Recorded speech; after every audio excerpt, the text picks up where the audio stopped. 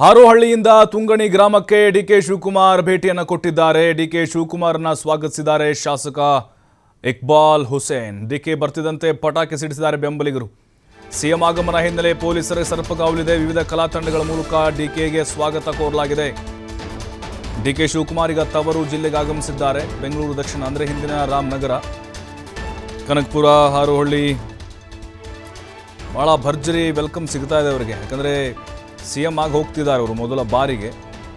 ಅಲ್ಲಿ ಬೆಳೆಸಿದಂಥ ಜನ ಅವರಿಗೆ ಆಶೀರ್ವಾದ ಮಾಡ್ತಾ ಬರ್ತಿದ್ದಾರೆ. 8 ಬಾರಿ ಶಾಸಕರಾಗಿ ಆಯ್ಕೆಯಾಗಿದ್ದಾರೆ. ಮಹಿಳೆಯರು ಕುಂಭ ಹೊತ್ತು ಮೆರವಣಿಗೆ ನಡೆಸಿದರು. ಕಲಾ ತಂಡಗಳು ಮತ್ತಷ್ಟು ಮೆರುಗನ್ನು ಕೊಟ್ಟವು. ಇಲ್ಲಿವರೆಗೂ ಒಂದು ಲೆಕ್ಕ, ಇನ್ಮೇಲೆ ಇನ್ನೊಂದು ಲೆಕ್ಕ ಅಂತಾರಲ್ಲ, ಹಂಗಿದೆ. ಶಾಸಕರಾಗಿ ಹೋಗ್ತಿದ್ರು, ಅಲ್ಲಿ ಸಚಿವರಾಗಿ ಹೋಗಿದ್ದರು, DCM ಆಗಿ ಹೋದ್ರು, ಈಗ ಮುಖ್ಯಮಂತ್ರಿಯಾಗಿ ಹೋಗಿದ್ದಾರೆ.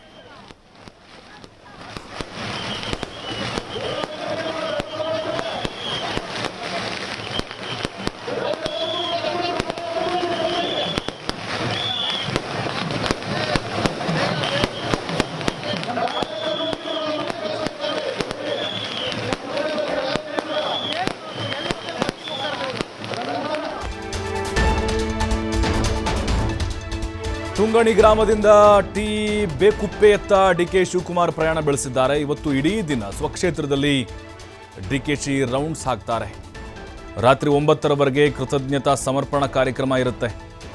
17 ಗ್ರಾಮ ಪಂಚಾಯಿತಿ ವ್ಯಾಪ್ತಿ ಹಾಗೆ ನಗರ ಪ್ರದೇಶದಲ್ಲಿ ಸಿಎಂ ಪ್ರವಾಸವನ್ನ ಮಾಡಲಿದ್ದಾರೆ. ಕ್ಷೇತ್ರದ ಜನರಿಗೆ ಕೃತಜ್ಞತೆ ಸಲ್ಲಿಸ್ತಾ ಇದ್ದಾರೆ.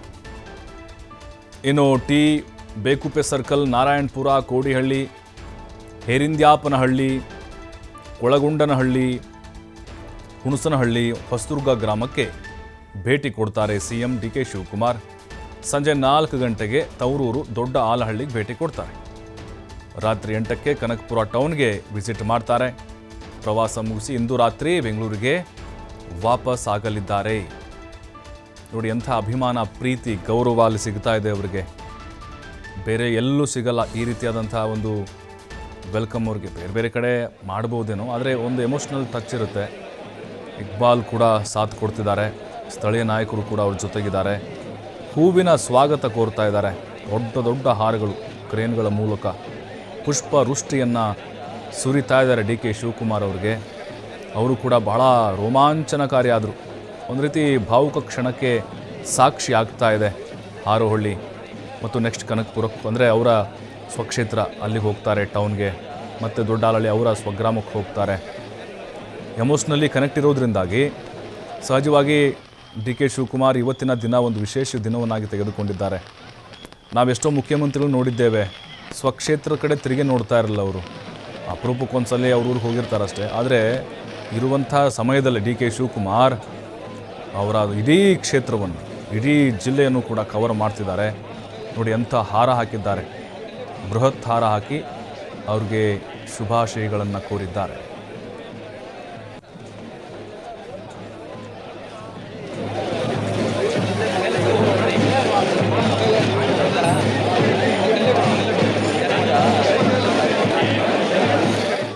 ಕಾರ್ಯಕರ್ತರಿಗೆ ನಿಮಗೂ ಕೂಡ ಹೇಳ್ತಾ ಇದ್ದೀನಿ, ಸಿಕ್ಕ ಅವಕಾಶವನ್ನ ನಿಮ್ಮ ಬದುಕಿನಲ್ಲಿ ಬದಲಾವಣೆಯನ್ನು ಮಾಡಿಕೊಳ್ಳಿಕ್ಕೆ ನೀವು ಉಪಯೋಗಿಸ್ಕೊಳ್ಬೇಕು.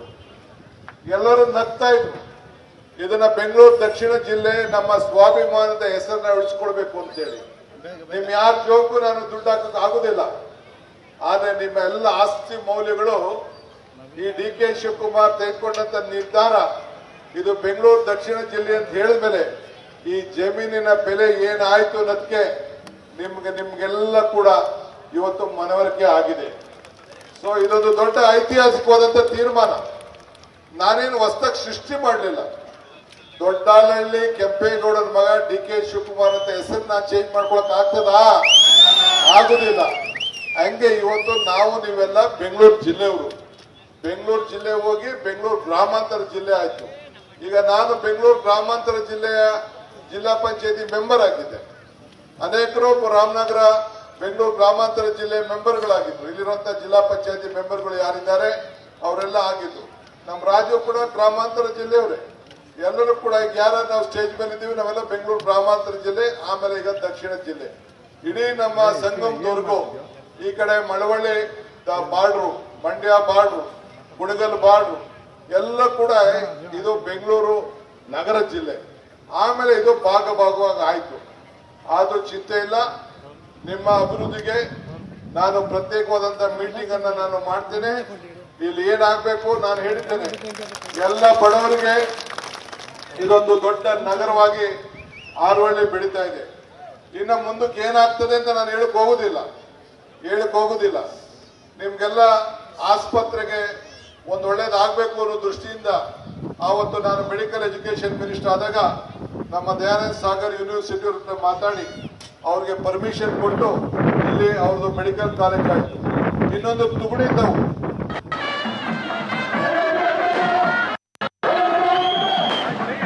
ಸದ್ಯದಲ್ಲೇ ಇನ್ನೊಂದು 15 ದಿನ ತಿಂಗಳಲ್ಲೇ ಬಂದು ಅಲ್ಲಿ ಭೂಮಿ ಪೂಜೆಯನ್ನ ಮಾಡಿ ಒಂದು ಹೊಸ ಮೆಡಿಕಲ್ ಕಾಲೇಜ್